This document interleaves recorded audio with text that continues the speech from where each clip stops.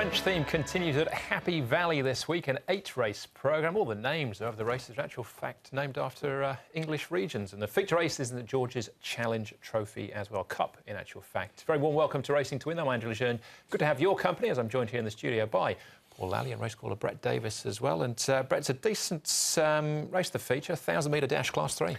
Yes, it is a decent race. There's a number of decent races at the Valley on Wednesday night. As you mentioned, Andrew, another French theme, so there'll be plenty of people on course. Weather's expected to be good.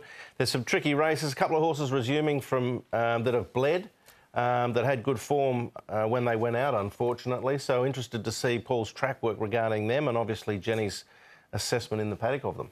All right, no jackpots, Paul, but maybe a couple of short ones through the night? Yeah, it could be a few. I think there'll be a short one coming up in the first. I'm a Witness will probably come up pretty short, dropping down in grade. He's a Class 3 winner, so I can see him coming up a little bit short. As you say, no jackpots. A couple of even races, though, throughout the card later in the afternoon. A couple of first starters, always a bit more intrigue thrown into the card. Yeah, nothing like an even money favourite in a Class 5 to start the program. Yeah. And Victor Wong debuts as well, taking 10 off a number of interesting runners. Absolutely, yes. He's got a very strong book, I think. Had this book been a Shard 10, we would have been tipping a few.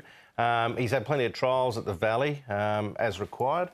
He's going to make an impact. Whether it's straight away, we'll have to wait and see. All right. It'll be interesting to see. Certainly will be. All right, all of that still to come. Let's look back on Shard 10 first in our racing review.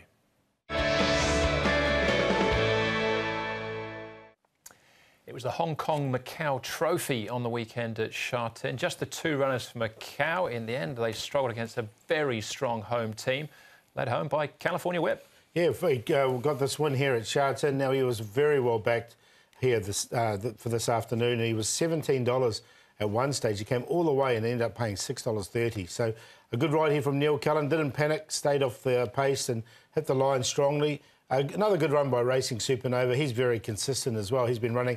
And I thought a really good run by the third horse as well, because he needs a lot further.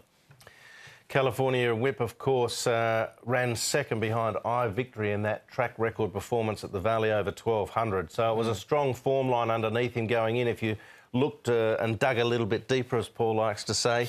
He was strong to the wire, as mentioned. I actually watched the race in the Champagne Bar. There were a lot of people cheering. Did you? We were coming back from we were on our way back from the paddock, of course, to our studio, which happens to veer through the Champagne Bar if you go in the right direction. There were a lot of people cheering for him. He was heavily backed, and he did win well. Tony Cruz said after the race, 1,200's too short, a mile's too long, 1,400's perfect, and there hadn't been that many races suitable for him. Yeah, and he ran third in the Britannia as chief whip to Richard Hannon, behind our old mate Limitless. There you go. Your old mate Limitless. Yeah. The Frocked. Yeah, so he's acclimatised a little bit better, hasn't he? He has a little bit, yeah. All right, OK. That was the big win on the weekend. As far as the others were concerned, these are the rating changes. Well, Jumbo Luck is another one. There was a massive gamble that paid off. It was. Interesting, because he hadn't been down the course or distance in a trial or a race and had come back from some issues. But, yes, powered away. He had some solid form too underneath him if you went right through it. Go Beauty Go, well rated out in front. Voyage King, your long shot, got the cash, Paul. And Shimmer and Shine was a horse who we suggest would improve a little bit on just a couple of handful of starts, or two starts. The third start was much better, got the win. Yeah, and Sheffield Jet up 9 points as well after that win on the all-weather. He sort of lived up to his all-weather breeding. Yeah. Desmios wanted 2 for Joe Moreira. I thought it was just about the ride of the day there as well, coming from a long way back. Those are the big winners on the weekend. See if we can find them all, though, with our horses to follow. Big winners, Andrew. You can start with him. All right, Paul. No would delight you like. Like Brett Davis in the Champagne Bar here. No would delight I'm going for. This is only his third start. Now, he's by Jimmy Choo, so he needs a lot. I think he's going to be a miler in time, this horse. Had a bit of a break. He hadn't raced since January. And I really like the way he hit the line here. He hit it really nice and strongly. He'd had a lot of work leading into it, which had been pretty good. He's definitely an improved horse. And you can see he fought on here for 4th. Now, once he gets up to 1,400 metres or a mile, I think he's a winner waiting to happen. So it was a good run from him. Yeah, you've done your homework there, Paul. It was a good performance. I'm going to go with a horse called Seven Heavens, who is a son of Frankel. Had 7 starts in the UK, couple of wins, 3 minor placings, second in a listed race at Epsom before he came to Hong Kong. Casper Founds dropped him back to the 1,000 here, And I like the way he stayed on. This is that race we spoke about before with Jumbo Luck, beating some nice horses like Baltic Whisper and, of course, Bravo Watchman. And Limitless. And Limitless, yes, and Gunnison and Dances with Dragon as well. I just thought that was a good performance from Seven Heavens, and I think next season he'll be a horse to look at seriously. All right, I've got a former UK galloper as well, possibly over a trip short of his best, Beauty Energy. Now, he's a dual winner on the all-weather in the UK, both those wins over a mile. This is 1,200 metres, and he's another one to come out of the Britannia. He was favourite for last year's Britannia down the field, though. You can just see, this is the Cheerful Jet race. You see Cheerful Jet, when the Jets kick in, he's off and gone. But look at Beauty Energy. Say, considering he probably wants another 400, if he's on the all-weather, another 450 metres, I think this is a run of a lot of merit, and I could see him winning very shortly if the conditions are right. Yeah, it might be a few out of that race too. Yeah, it was a good win. That was Cheerful Jet's first run on the dirt, of course, as well. Now, as far as the suspensions are concerned, a few to get through. Chad Schofield Shimmer and Shine was a winner, but 2 days, 3rd to the 7th plus 40,000. Matthew Poon Hall of Fame, 3 days plus 25. Ruan Meyer was one of the visiting jockeys. Chu Chow Kid, breach of rule 102. That's failing to ride out, and he was beaten, I suppose, a nose for 4th place on Chu Chow Kid. Peter Ho on Game Player Emperor, and Joe Moreira for Big Bang Bong in the last 2 days, 6th to the 11th.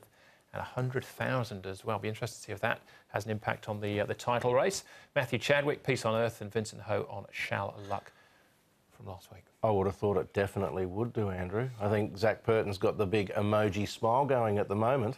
Seeing that with Joe Moreira getting a 2-meeting suspension, what is it, 9 between them? I think if you sort of average it out, he can at least cut back 3, bring it to 6, puts more heat into it, I think. I think it's right on. All right, it's on, like Donkey Kong. Happy Valley, though, on Wednesday night is where we're heading. Meeting number 72. We're on the B course for the 8-race programme. Class 5 over the 1650 is how we start with I'm a Witness. 2-time winner over the 1,200 metres, dropped into Class 5 for the first time. Sportsmaster down in class, as is Wonderful Tiger. Starlit Night gets the blinkers back on. Rugby Diamond trying the 1650 for the first time here. Cash Kur is a course and distance winner last season. Down to Dynamic Lines with a headgear change. He was behind Golvit, finished 3rd last time out. Class 5, 1650 to kick off the card. Rugby Diamond is trying this course and distance for the first time. He can struggle to run a 1,200-metre race sometimes, but he should have the speed to lead here, no doubt. I'm a Witness, obviously getting a drop in grade. Sportsmaster, Wonderful Tiger as well. Pace should be good. I don't think Rugby Diamond could probably go too slow. He might be a little bit keen in the run if he does that. Yeah, especially from barrier 12. Here is I'm a Witness, though. Now, I'm a Witness is downgraded into Class 5 for the first time. He's working nicely enough. He's a Class 3 winner as well. So if he can reproduce any of that form, he'll be tough to beat. He's come up pretty short. Here's the other downgrader, Sportsmaster. I didn't mind this piece of work with Megatron, because Megatron's in good form at the moment. And Sportsmaster, the one closest to us with Neil Callan aboard, he's moving nicely. Megatron, to be fair, wasn't let go, but he's a lot higher rated. And General O'Reilly's only had the one start for David Ferraris, and it caught my eye. I made him a horse to follow. Douglas White aboard, and he's improved since that run for the new stable as well. So I think he's a good player in this. All right, OK. Let's start off with I'm a Witness, who is our early favourite at this stage. Down in class, we're going back 2 starts for him, where he was 3rd behind Electric Lightning. He was. Look, he's had a fairly mediocre to ordinary season overall, hence the reason he's down into Class 5. A lot of extra weight to carry now. He comes down into this grade. Yes, he's a winner in, in a higher grade before, and that run looks OK. But his next run, I thought he over-raced a little bit. Look, Joe Moreira's going to jump on. You're going to have to take even money about this. Not for me. I'm shopping elsewhere. He could win, but he can win without me. I've got him in for 2nd. I've just got one to beat him. But, look, he's 65 winner, 39. You know, significant jockey change, Joe Moreira on. So it looks like he's been set for this race. And Tony Cruz's horses are firing at the moment. So. Yeah, I'm not convinced he's going as good as he can go, though, which is why he's come down this far in the ratings. You're right, though, Brett. If you do like him, you're going to have to take the short price. Yeah. All right, well, let's see if we can find something elsewhere there. Gold Talent, Cash Courier and Unique Joyful at Shartin for this one. Well, Unique Joyful will carry the services of Victor Wong, who'll take his first ride at Happy Valley. So there's a £10 claim there. And Gold Talent is racing quite well still, the old fellow, the 9-year-old. And Cash Courier, well, he's drawn awkwardly. He's a 7-year-old who's only had the 1 win. You've got to pick him on the right day or night. Yeah, it's the best run from him at Shartin. I did like the way he hit the line, Cash Courier.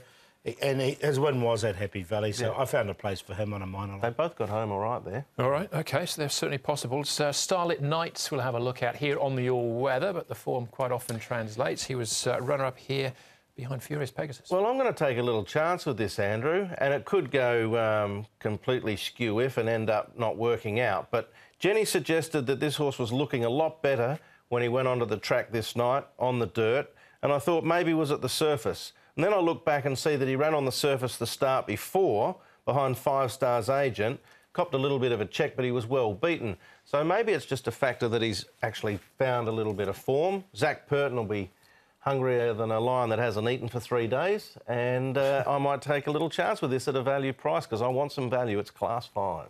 Yeah, just barrier 11 put me off a little bit, but he's got Zach Purton aboard to offset that.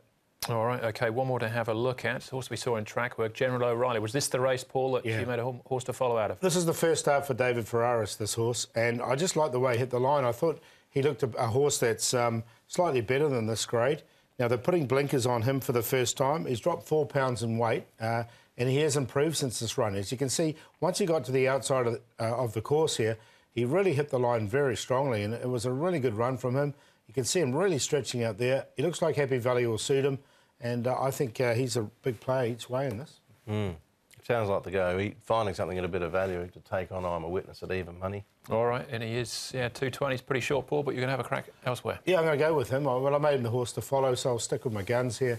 General O'Reilly, what I've seen since that run hasn't put me off at all. So he's on top. He's a $12 chance at this stage, so good each way price.